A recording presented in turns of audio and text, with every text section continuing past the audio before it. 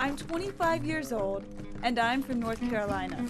Over the last 5 years, I've run and documented adventure races on 4 continents, from Mongolia to Egypt, but no American has ever done this before. Hey, this is Rebecca Byerly in the Libyan Desert. We're about to start the Libyan Challenge tomorrow, and already we're having the time of our lives. In recent years, political relations have improved between the U.S. and Libya. Last August, the Libyan consul in Washington, D.C. asked me to organize the first American team in a race across the Sahara.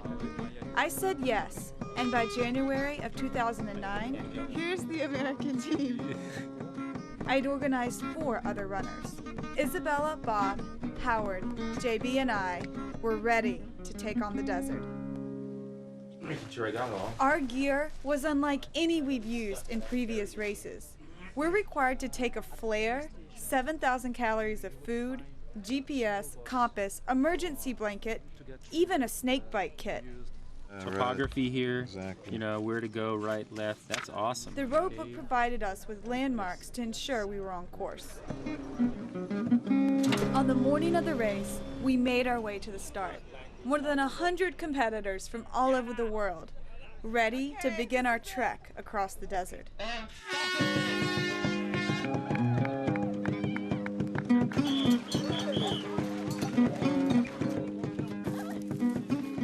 As we began, the terrain was rocky, and the Akakas Mountains looked ominous in the distance.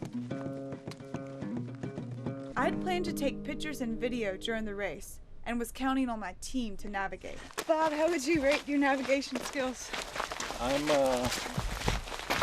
wouldn't say I'm an expert, but I'm comfortable. Okay. Rebecca, how about you? I'm comfortable with Bob being comfortable, considering I haven't turned my GPS on. Oh my God.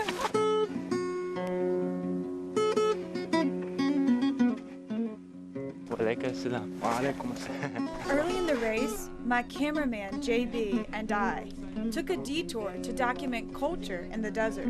We passed rock paintings depicting Libya 12,000 years ago, when it wasn't a desert, but a jungle. Now, it's one of the driest places on Earth. Time to catch up. By the time we get back on the trail, the other competitors are hours ahead. Bon courage. Bon courage. When we finally saw people, they weren't runners, but the local people known as Tuaregs, leading their camels down an ancient trading route.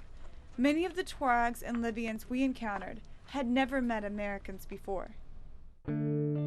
As night fell, we knew we had great footage, but JB's heavy camera gear was slowing us down, and I had a decision to make. This is where we split up. It's better if we do that, because I can keep going right now, and I don't know how long I can keep this pace, but right now I can keep moving, and you know, the goal is to catch up with people. Alone, cold, and in the dark, the mind game begins. Doubt about your abilities creeps in, and the only option is to rise to the challenge. I've been alone now for a couple of hours.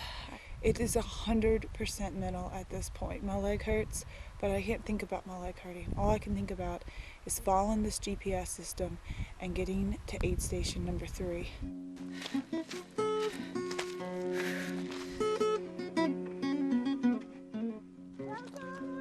At aid stations, runners are given up to 4.5 liters of water. But the extra weight is a burden. The youngest competitor was 21, the oldest in his 60s. Many would eventually need medical attention at the aid stations. About 20% of the competitors dropped out of this race, most due to foot problems or dehydration. The desert teaches you your limits. While the winners of this race didn't sleep, some competitors chose to stay the entire night at aid stations. I slept for 2 hours.